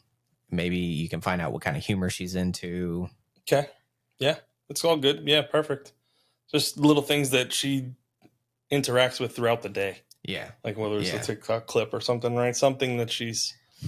For me, that would be more of like a way to start the conversation. Yeah. And that's what this is, right? Breaking the ice. How do you get that conversation started? Yeah. I wouldn't harp on these things too long for anybody listening. Yeah. That's good advice. I care more about like the travel plans and what are you doing with your life? Why are you doing it with it? The things that are going to tell you. This is the make her comfortable portion of the date, right? Yeah. So she can open up and be more relaxed and just get the real out of her. So jumping into the next one. Navigating tech and digital etiquette. So what does that mean to you? So how do we utilize technology, dating etiquette, everything that we have as a modern convenience from the internet to cell phones in today's dating marketplace? I genuinely think that the only time you should touch your phone while Mhm. you're on a date is if you're going to show her something, like a conversation came up, like, you know, you're talking about humor or something that you saw on TikTok or whatever. If you can't find it within like 10, 15, 20 seconds, get the fuck off. You're not doing anyone any favors. Right. She's going to get bored, and that may be a turnoff, right? Yeah, don't sit there and go, I'm going to find it. Here it Yeah. is. I know it's Yeah. here somewhere. If you are not using it for like GPS, or you guys are having an engaging Mhm. conversation, you're like, you know what? We both don't know what this is. Let me look it up real quick. And if you can't look that up again within like 20 seconds and Yeah. give a concise answer, Yeah. move on. It's not worth it. I'll tell you right? the number one thing that I think most people would agree with me on. If you're on a date, no matter what you do not scroll Hell on no. any social media platform. Do not open your phone and start doing this, because I will immediately know that you're bored and I will leave. I agree I'll be wholeheartedly. like, okay, I guess we're done here. I even don't believe in I actually had a college professor change my mind on this. He was a super cool guy. Okay. I actually don't agree with even answering your phone whenever you're in a situation like this where it's supposed to be engaging. People's argument all the time is it could be an emergency. You're right, it could be an emergency. Yeah. But outside of like, hey, mom or dad is dying, come say bye before, because you might not have enough time to get here Sure. otherwise. Yeah, Outside something of major accidents and yeah, outside of that, you can find out after, and it doesn't affect the outcome of what happened. That's bad. That's the emergency. But if you find out while you're on that date, you could ruin that date. What if that's somebody that you want to see again, and something like that happens and you're distraught, and now instead of, you know, communicating with her and having a good time, you want to go Yeah. away and be by yourself? Completely off topic. Remind me when we're done with the topics to tell you about that again. Relationships and death. Just say that and I'll know what you're talking about. Okay. And I'll bring it back up later. Okay. So a couple of things that I put there was the phone etiquette, right? When to put it away, when not to use it. We talked about that. Kind of don't use your phone unless you absolutely need to. GPS, like you said, different situations of that nature. Social media. Should you share or not share your profile during the date? I don't think you should talk about it. I don't think you should bring it up. I think you should share it as far as her follow you, you follow her if you haven't done those things already. Most of the time that's out of the way because that's how people meet nowadays is through Instagram and that nature. If that hasn't been done, then I would close the date with that or somewhere in that form, because what that does is it gives her access to photos of you and vice versa. So that way, when you're home and she's thinking of you, she can pull it up and look at you. Physical reassurance of who you are as a person will reconfirm what she likes about you, especially if they're good photos. She's going to go, oh, he's so handsome, etc., whatever that is. She needs to have those things at the ready because you don't want her to forget why she liked you in the first place. And that, even though you're not there, is going to feel like your presence is still there. It's going to give her the longing. It's the same kind of thing like people used to do back in the day before social media, where they would take a photo together and they would have that photo on their dresser, right? Or in their car or something like that. They would think about the person. Same thing with military people. They have a photo that they bring with them. It keeps a connection established between two people when they're not around. So very important. Make sure that you do that. Utilizing current events. We talked about that. Sorry. No, safety first. Using location sharing and setting boundaries. So I know how that sounds, and I don't think that you should share locations with anybody that isn't your partner. Let's start with that. Not. I don't even literally no one in my family has my location. I do not Mine share either, that with anybody. to be honest. Mine either. I don't even have an iPhone, so how's that? I mean, that's, setting boundaries. Just anybody who's trying to keep tabs on you like that, especially early on in the relationship, is bringing a lot of baggage to the relationship from past poor experiences with other partners. I believe that can be the case. I've also seen situations, this is very rare, not saying this is normal, have seen women who are good women who are like, no, you know what? I want to lock you down. Like, let me get attached to you as much as humanly possible. Yeah. So that way, and in their mind, it could be I don't want to say a term of endearment, but an act of endearment. Mm-hmm. However, I think the overwhelming majority of the cases, that is showing some almost red flag behavior. Right. Oh, yeah. So how do you make a lasting impression in a date? How do you leave a positive mark on the date so that she wants to continue to see you? Just compiling everything we've kind of ran through at light speed. I don't like that. I had a bunch of different lines ready for the dudes. Did you? Yeah. Oh, for the Like dating? what to say and, what kind of questions and stuff like that you Well, can ask. let's go through some of the good ones. So at what part of the date? Tell me that first. Are we talking about the intro? So we're talking about pretty much when you've gotten the conversation started and you can start leaning into things. Okay, so middle of the date. We're in the right spot Some then. things you like. So and this things is like about that. lasting impressions. So what are you going to say to make a lasting impression? It's what things would you say throughout a date? I always think it's good if you can make a woman think about one, like I said, dream. If you can make her dream and you are somewhat in that, and not really insert yourself, but if you're the one making her dream, you're the person in front of her, she's going to think potentially about you being in that dream with her, right? And you can kind of curve the situation to where you're talking about, like, she's like, oh, I would live in Rome. Oh, man, I would love to go to the Colosseum on a regular basis. We can go down to the beach. We can do this, whatever. I can cook for you, like in an old Italian villa kind of thing. I mean, yeah, I'm going to say 99% of girls would love that. Oh, yeah, exactly. It's not, but can you pull it off? Are you you're talking about setting expectations that you can't create? You may be able to take a trip there, right? We're not talking about moving there long term. But making her putting a dream in her mind that is realistic and contains you, right? I think making a woman laugh is very important. That is. My goal is to make a woman laugh multiple times.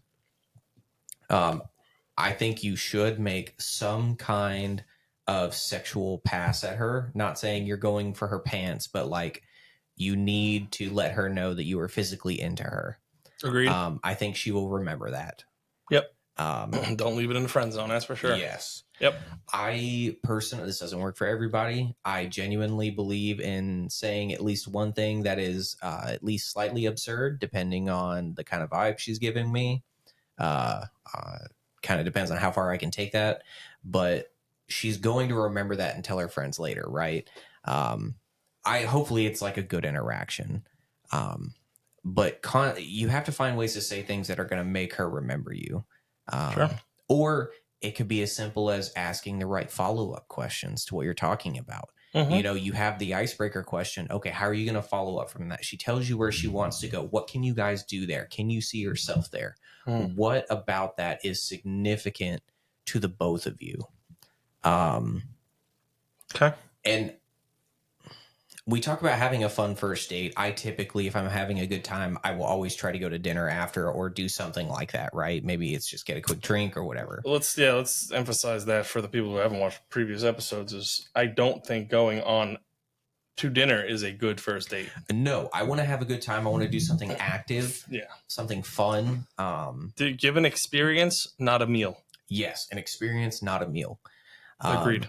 But I definitely, if I'm enjoying the girl, I will follow up with food or drinks or something like that. Absolutely. And I genuinely think at some point, even though it's a first date, keep it lighthearted. It doesn't have to be super deep, but making her think about life with you, not like a life she has with you. Sure. But you and her having a conversation about life. She's going to go back and think about those questions that you asked. It doesn't have to be super deep, but... Right. If they're thought-provoking enough, correct. Right. And that's kind of what I'm getting at. Like if it's something that she has never thought about on her own before. Yeah. That you had sparked in her and she's like, dang, I do want to do that. You know what I mean? That's where it's going to stand out because every time she thinks of that new thing, she's going to remember it was you that brought it out of her. Yeah, exactly. But that, I mean, so I guess to land the plane. Yep. Make her laugh. Say something that is thought provoking. Don't try to be smart and intelligent and it just comes off stupid. Let it be natural, but something thought provoking that she cares about that makes her think about it when she goes home. And get her to dream about something. If you can get her to have a dream about something like a future trip or where she would like to be in life, location wise or job wise or whatever, and you can find a way to like subtly paint that picture with you being there. Yeah. If she's thinking about the future, she might think about you now, right? Right. We'll run through my 3 quick ones. they're going to come off weird. So active listening, just beyond just hearing, show genuine interest. A lot of that is because you do want to be able to respond coherently and not just feel like you're talking to an AI or a drone or something that's just responding to respond, right? The second one I had written down is the honesty is key, expressing genuine thoughts and feelings. This is a mixed bag. I believe honesty is key for women because usually, in most situations, men have already done the work to get you out on the date with them. It is now your job as a woman to get a relationship. So you have to be honest enough to the point of what you're expecting, what your past looks like, and what you're bringing to the table for the man to start to have interest in those things. Because if he finds out later on that some of those things don't exist or they're a lie, he's just going to switch you to a different category and you're wasting your time. That can happen. So women curve men very abruptly and it's very in your face. Overtly. Yeah. Whereas men will do it very under the table. Yeah, very subtly. Very subtly. You won't even know it's happening and you'll just be in another category and no one will ever tell you. Yeah, until it's too late. It's too late. So as far as honesty with men, I don't think it's as important. And that sounds bad on paper, but I think telling a woman what she wants to hear versus what she needs to hear or is the truth is very important in the beginning because any wrong trigger will drive her away and you'll lose any opportunity to build anything from there. I agree. I do think it's important, though, for a man to express that he's having it. Like, if you are enjoying yourself, having a good time. God, this is just so much fun. Are you having fun? Yeah, but that's different than I'm talking about more like what you want out of a relationship and things like that. Every girl, almost, I'm going to say 70 to 80% of the time, at some point in a date, is going to ask you the number one question that they ask everybody. And if you haven't been asked this, I don't know where you've been. What are you looking for? We all get asked that every single time. And 99% of our answers is probably, I'm trying to get that butt. But, not butt like your tush, but we have to go beyond that. We can't tell them that. Because when we meet you, literally the only thing we want from you is your looks. That is what we are attracted to as men. We don't know that we want a relationship and a future with you until after we get to know you. It takes time. Women will meet a man and actively pursue the relationship from the beginning. That's their goal. They're not trying to have the casual sex. They're trying to go straight to relationship. We're a little bit different. We're attracted to you because we're trying to get laid. It's after the fact and after we get to know you and after we've been out a couple times and after we've got to know you and know what your past looks like so you can check our boxes of criteria that will consider dating you. So you have to, again, not be upfront and honest. You have to be overt with your information that you're letting out. And I'll give you an example. How I would normally phrase that is, I'm looking for a relationship eventually.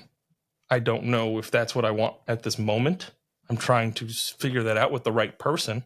So I'd like to get to know you more and see where that goes. But obviously I'm attracted to you. So if we go and do things, yeah, that's what I'm looking for. I typically say something like, I'm looking for the right person. Yeah, something like that. It's the truth, but it's not direct. Yeah, I'm not telling you that you are the right person. I'm saying I'm looking for the right person. That's correct. Yeah, and that's kind of where I'm going with that. So, and then ending on a high note, the art of the exit and setting up the next steps. So what does a good exit look like for you? A good exit? How to end the date. Do you have one? I'll be honest. This is probably the part where I have fumbled the most and not unknowingly and not gotten a woman to go out on a second date with me or be like, you're just playing games with me. I thought you liked me, this, that, and the other. Honestly, I let her know I had a good time. I may ask for a second date. I guess the awkward part is knowing when to go in for the kiss and when not to. Mm-hmm. But I mean, you say just go for it. So I mean, at least unless you're getting all the flags to say it's not going to be there. Yeah. Right. That's different. But as far as I do agree with dropping the breadcrumbs of a second date throughout the date. Yeah. We can go here. We can do this. Right? You're setting up in advance and seeing what sparks her interest of what she would want to do in the future. I give you an example, just so people are on the same page. If you took her to, like, let's say a Dave and Buster's or an arcade or something of that nature, you get those little game cards. You earned a bunch of tickets and points, right? Save it for the next time and tell her the next time she comes back out with you, we can go spend them because we'll have twice as many. Yeah. Well, Right? Little things like that will be key points to say. You can even let her hold on to the card. Yeah. Now she has something on her in her wallet or person that will remind her that she has an obligation to come back out. I have this further down, but I guess this kind of fits here. Yep. But let's say something comes up in conversation and it's not something you guys really are going to get into now or should get into now. I'd like to talk with you more about that some other time, or that's a conversation that I would like to have with you, kind of thing, right? Depends what it is, because that sounds negative.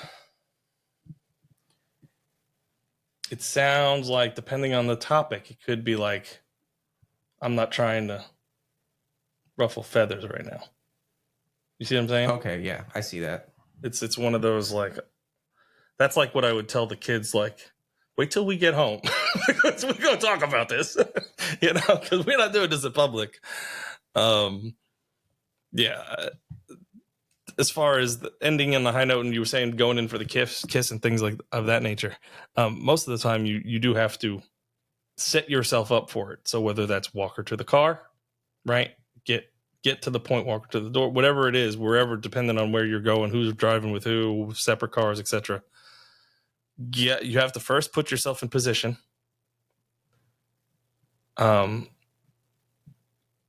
And then read the body languages. If she's just trying to jump in her car, is she opening the door and sitting down in her car already? Because if she's doing that, she's not in for the kiss.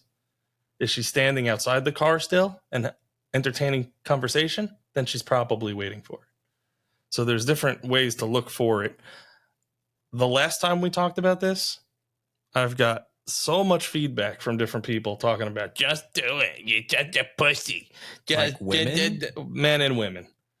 Across the board of people not wanting the science behind this. And this is not for you. The science of how to do these things, if you're that guy who just walks in and grabs him by the ussy, then good for you. Do it. That's not most men.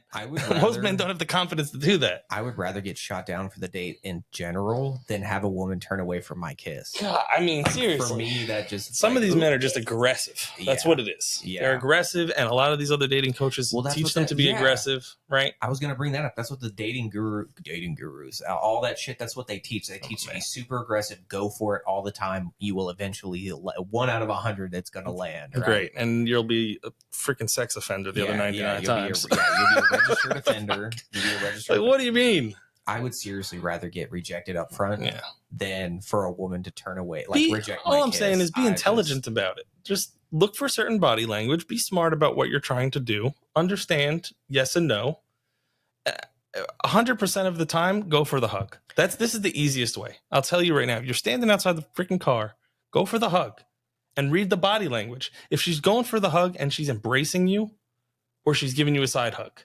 They're two different hugs. Different, yeah. You see what I'm saying? You know by the body language. She's embracing you and it's a lingering hug, and she's gonna slowly pull away and look up at you. She's waiting for the damn kiss. Just to go for it at that point. You have to still initiate it. As the man, you cannot wait. She's not going to do it. You have to initiate at some point. You just have to know when the right time is. How do you feel about going for the hand, like as you guys are walking somewhere towards the end of the date, right? 100%. I think you can go for it in the beginning. I mean, I've done that before. Where I'll do the arm thing, the arm thing. Yeah, I usually let it go while, or like the end of the date, we're walking back to wherever we met up, or like her car or something, and then I may go for the hand. I will tell you, for me, it depends on height difference. If she's very short, I can't do this. I'll be way too high, and she'll be up here like this, like she's carrying her. I don't have that. Unfortunately, I don't have that problem. Speaking for everybody out here, or sometimes that doesn't work. But again, holding her hand, whatever interaction you guys can have, yeah, absolutely, holding her hand, and it shows your dominance. It shows your confidence, and it shows that you're leading her. These are 3 things that are very important for a woman to choose a mate. So whether she knows it or not, it's subconscious. Those are 3 things she's automatically going to feel more attracted to because you took the initiative to do those things. Take her. Oh, you wanted to go grab a drink. You want to go over here. You want to go. Okay, let's go. Now you're leading her. Now she's coming with you. She's under your guidance and protection. You're already winning. You're showing your frame. Yeah. That touch is going to that touch is also going to release hormones and chemicals. Absolutely. That serotonin, and it's going to You're trying to trigger the things that she doesn't know are being triggered. Yeah. At the end of the day, it's the subconscious, it's the hormones, it's all of those things. Speaking of, yeah, I little off topic. I bought a new cologne. Yep. Oh yeah, I remember. Not that we get close enough to each other. I don't know if you smelled it or not when I walked in. I've been wearing it everywhere. I have already had women be like, "Damn, you smell good." So I mean, are you changing your stance slightly? That it helps at least. I mean, I know it you helps. The joke is that this stuff, I'm not going to say specifically the brand, but this is supposed to have like pheromones in it. I'm gonna have to smell it like up close and really sniff this thing. And yeah, I've had tons of women be like, "Oh my god, it smells so good." Interesting. Already, there you go. Already. There you go. It's kind of funny. Maybe it'll help. You get a good dollop of it next time you go out somewhere. Let's see. Oh, I can bring it over next time. Yeah, we do something. Yep. Let's get to the end here. Unless you got anything else on ending the last date, positive mark, lasting impressions. No, right? So date aftercare. How do you follow up after a date? This is a lot of fumble zone for a lot of the men. This is a fumble zone for me, so I was going to defer to you and hear what you have to say. Okay. So first, I have 3 topics written down. We'll kind of dive into them shortly, but thank you notes. So expressing gratitude, showing respect. Basically what that means is just a simple text. If you get them from the women, they also understand dating etiquette. You can tell if a girl was raised proper if you get texts like that from them. Thanks for the date. I had a lot of fun. Something simple like that. That's proper dating etiquette, and both parties should do that. Whoever goes first doesn't really make too much of a difference. It's nice if the girl goes first. It's the point where a lot of these girls just think like they're owed the date, and you don't get those. And that's where you're starting to deal with somebody who's a little more trashy, right? Subtle hints, communicating interest without being too forward. So too forward for me, in my experiences, is you're not carrying on a long-winded conversation the same day or same night, and probably not the next day either. Interact with her the next day. Small texts, things like that nature, you know what I mean? But not generic and boring. So never, how was your day? Good morning. Basic. Stay away from all that. You're going straight into, hey, I'm about to go to so-and-so for work, or I'm traveling here, or I'm going to the Astros game, or I'm going to this, or I'm doing that. You're bringing a specific topic that can lead to a discussion and not just a generic one-word answer. So that's important. During that, the subtle hints part is understanding that you're continuing to let her know that you are not in the friend zone. And no matter how she felt about that first date, if she's trying to put you in that friend zone, you're reconfirming that you are not in the friend zone by continually still showing interest in her in a romantic way. Because then it puts both of you in the position of she either has to tell you that she's not interested or ghost somebody, gets, you know what I mean? Somebody gets ghosted, so the conversations end, and then you guys can move your separate ways at that point, right? But if she still entertains the fact of romantic interest, then you know that you're clear for a follow-up date. Moving forward, deciding if it's worth exploring further. So you compile everything that you've learned from the first date, obviously, and I'll do both perspectives here to make it fair. The men's perspective is obviously very simple. Is she relationship? Is she fun zone? Right? We'll already probably know by the end of that first date based on how she acted and what she told you about her life. Either way, men are probably going to continue pursuing, regardless of if she came to the table and says, I have OnlyFans, I do content, my ex-boyfriend still sleeps over my house, I have 7 cats, and I do sex work, and here's my Instagram, and these are my 19 butthole shots. Guess what? The guy's still going to say, would you like to go on a second date? Because we're simps, and you're in the fun only category now. Not if homie's sleeping over. I don't want to touch that cat. Listen, there are a lot of men that don't give. That's the problem. There's a lot. They don't care. Oh, that repulses me, honestly. They don't care. I'm telling you, there's so many people that don't care, and they're just like, I know if hit you're it and quit it. sleeping with a woman who is not a virgin, you are technically sharing her with other men. But Yep. the thought of actively sharing a woman with another man, that repulses me so much. I don't need to know it. I don't want to know it. But yeah, that's. I mean, there's cucks out there. There's swingers out there. There's so many people that don't care. It repulses me so bad. Like, if a girl wants to turn me off, that's how you do it. Yeah. Yeah. I mean, that's a normal biological behavior, is to not want other men with the person you're trying to be romantically involved in. That's a traditional response. So, but going back to the point, most men are going to pursue either way. So let's take it from the woman's perspective, because that's going to be more important. How do you decide if the man is worth continuing down the path with? A lot of times, and this is important information for the man, because this is what's getting you rejected, right? Were you too nice? Did you do too much nice shit during the date? I have seen in multiple interviews with plenty of women all over the internet and in person, if you bring flowers on a first date, you're immediately over with. Cooked. Now, in our fairy tale world that we like to refer to, that we've been brought up to believe exists, men think that is the nice, sweet thing to do, especially if you're a man who hasn't gone on a lot of dates. If you're a dude who hasn't been dating, maybe you're still a virgin, or you're a young kid and you're starting to figure it out for the first time, you might do this. It's not going to benefit you in the future. Not Western women, no. No. This is, so going back to what has triggered women in our comments in the past, things that are considered acts of chivalry are not for everyday women anymore. No. Opening the door, bringing them flowers, etc. Those things are now currently reserved for your wife or long-term girlfriend. And honestly, even then, she might not deserve it. Even then, it's sparingly. But if you're choosing her to be your wife, then you're choosing that she deserves it. If you still don't think she deserves it, then you shouldn't be with that chick. You know what I mean? That's on you. That shows a lack of character on you for choosing somebody that isn't worthy, right? Or maybe you knocked her up and now you're stuck with her. Yeah. That's sure. But that's a whole different, then it's determined of, do I need to continue to play the part to keep the children in the life, or do I just let this relationship fall to shit and deal with the consequences of child support later on down the road? That's also a choice. I'll tell you what, a bunch of roses is a lot cheaper than child support. So figure that shit out, brother. Yeah. I'm just words of advice for everybody out there, That's the first thing. Too nice, right? Too nice is going to get you disqualified. She's going to go, oh, you were so nice, but you're just not really my type. Out. Too aggressive.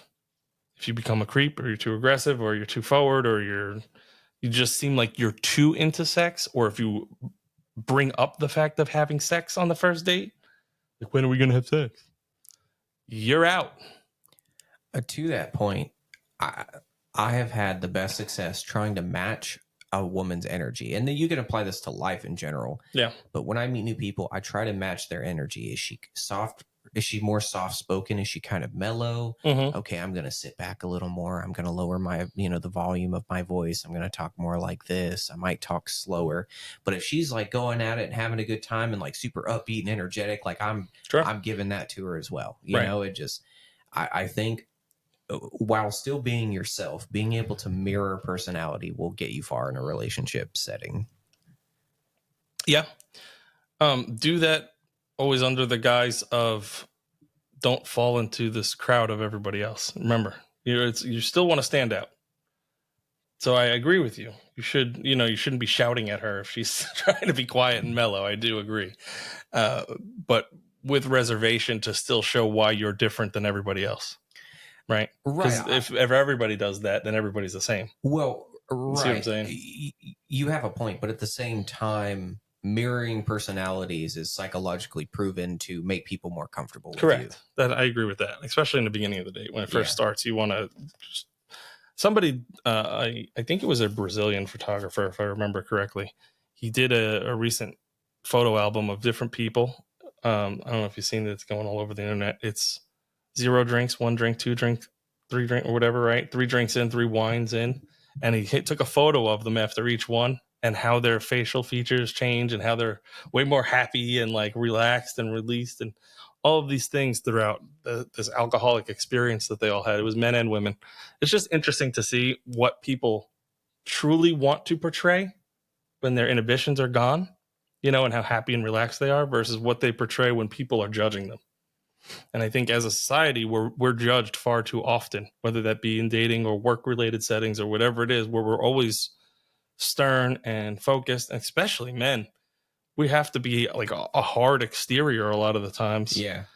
That we're not able to show our vulnerable sides and the relaxed sides. I know for me, growing up in New York, that was a huge transition when I moved from to where we are now here in Texas. Growing up, I'm going to say carefree kid until I was probably a teenager. I learned very quickly that you cannot act like that on the streets. Yeah. I've gotten attacked. I've gotten jumped. I have to keep my head on a swivel. I have to be aware of what's around me.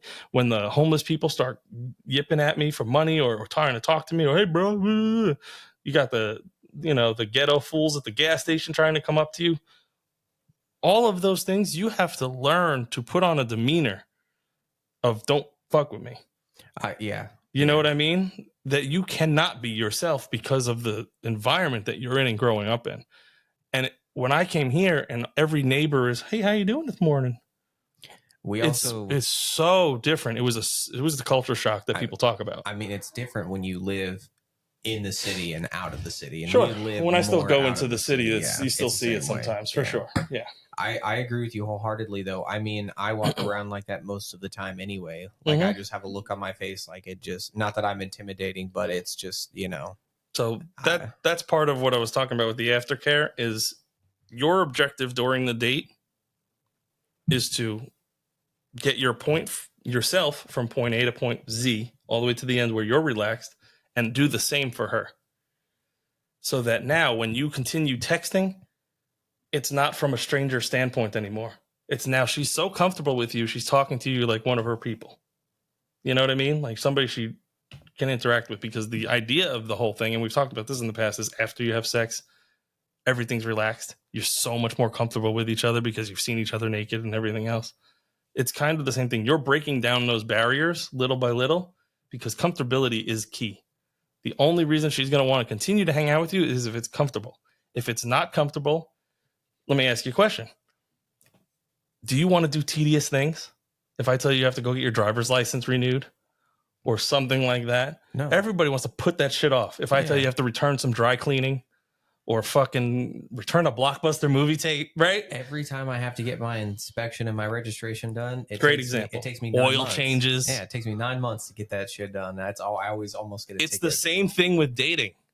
If a girl thinks seeing you is a chore and it's not fun, she's not coming back out. That's the reality. You have to change the perspective into something that is fun and she wants to do versus what she is doing because it's part of the process.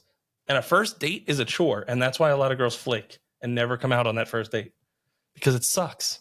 They don't want to have to deal with it. They don't know you. They don't trust you. They don't like the fact of getting to know you. It's not comfortable. So you have to break those barriers, get them out on the first date. And then while you're there, you have to do everything in your power within that hour or two timeline to change their entire perspective so that it's like going to Disney World when they see you. And if that's not fucking knowledge for people, I don't know what is. Because that's one of those.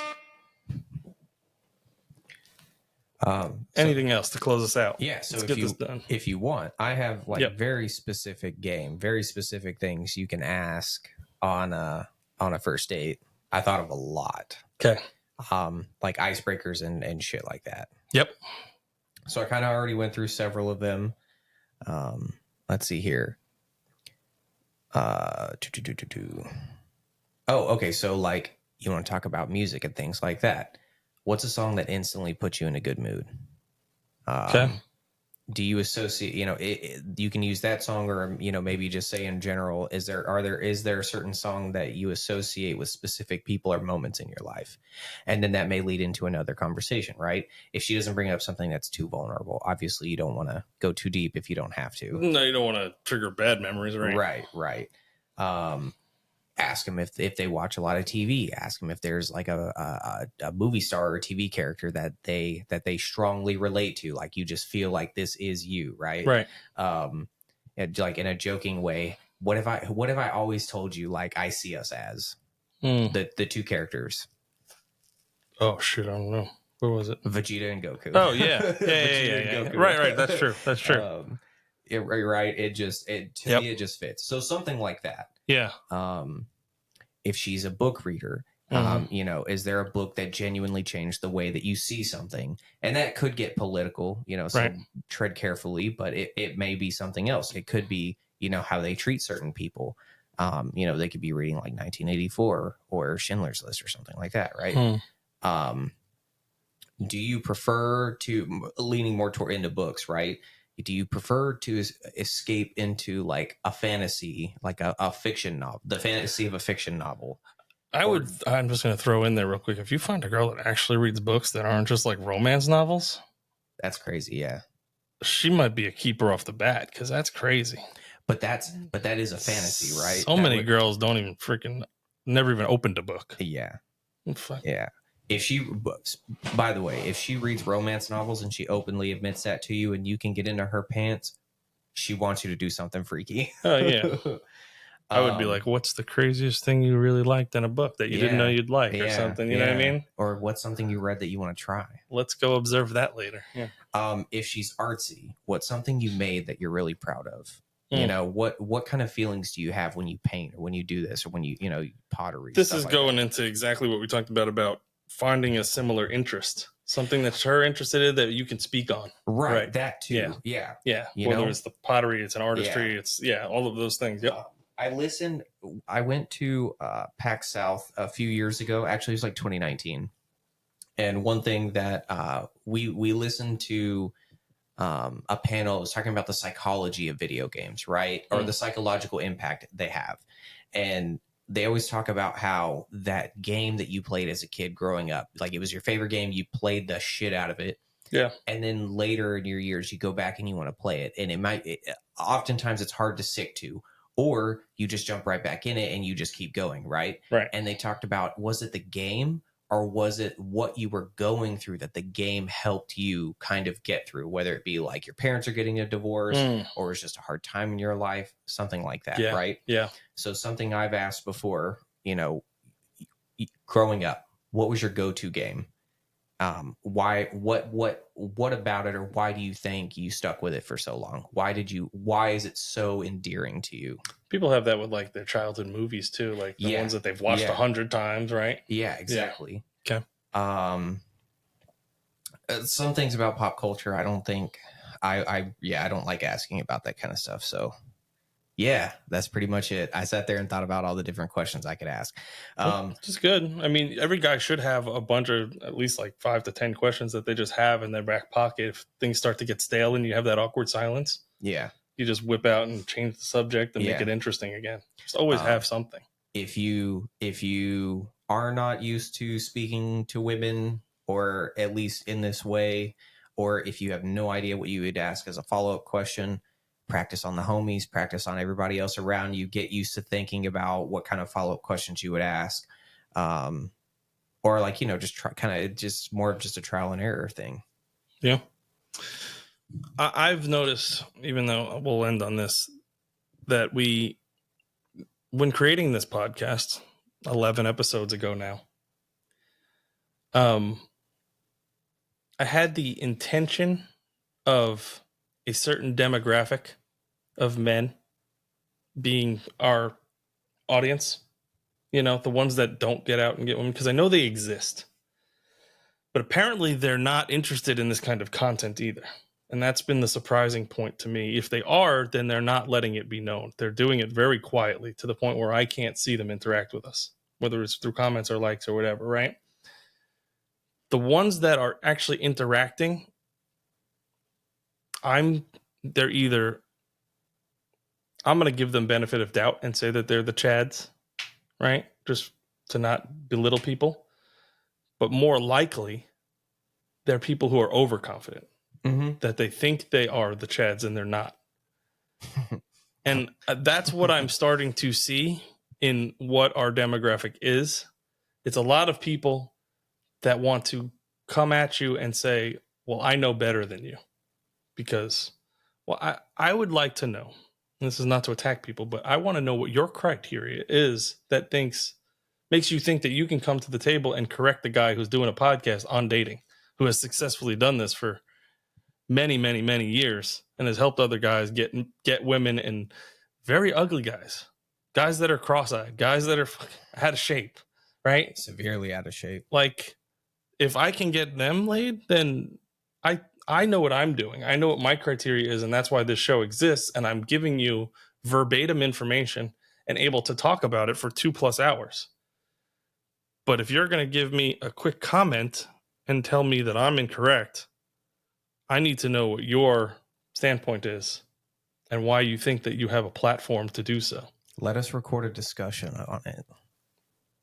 I don't mind, but don't come at me. And here's the thing. You're completely open to your opinion on things, but a lot of times people's opinion are not factual, and facts overrule opinion. And then the other side of it is you may be able to verbally state your point in a 150 character comment, but you're not able to do it when I ask you in person and have a conversation. Because if you're going to lock up and I'm just going to run circles around you when we start debating a topic, or if you're just going to not be able to literate your points past 2 sentences, and then that's it, you're out of ideas because those are the only 2 things you prepared for the entire conversation, it's going to look bad. Yeah, it's going to look real bad. And I know I can do it for 2 hours, so let's go. I mean, that's what you should expect on the internet in general, right? People who can't articulate everybody factual, has logical rebuttals. They just want to attack us and say whatever, which is fine. Bring it. It's interaction. What's the saying that they used to say? Opinions are like assholes. Everybody's got them and they all stink. Yeah, everybody's got one, but some of them stink, or something like that. Yeah, right.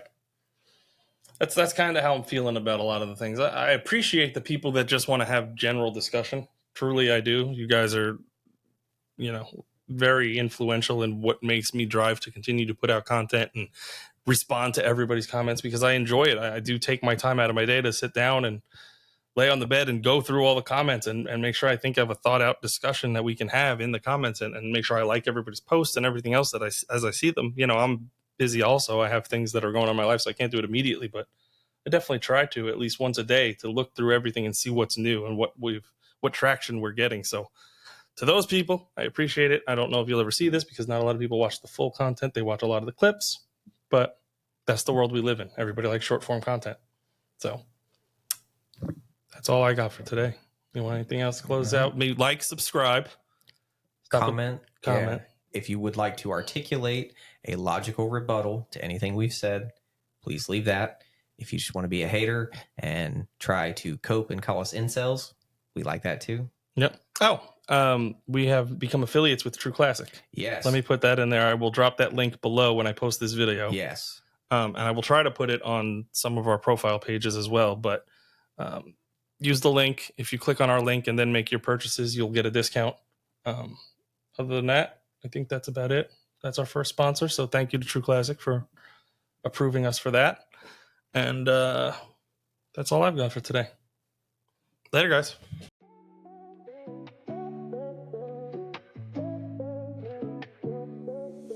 Gotta walk the talk and sing the rhyme. Confidence so heavy it stops time. Eyes on the prize, yeah, that's the line. Step in the room, it's my paradigm. Swipe right once, I've got the charm. Heart beats fast, creates alarm. In my zone, my calm disarms. Hand in hand, we light the stars. Speak like a boss, talk like a king. Words cut through like it's nothing. Swagger in every single thing. Crowd cheers loud, It's a winning ring.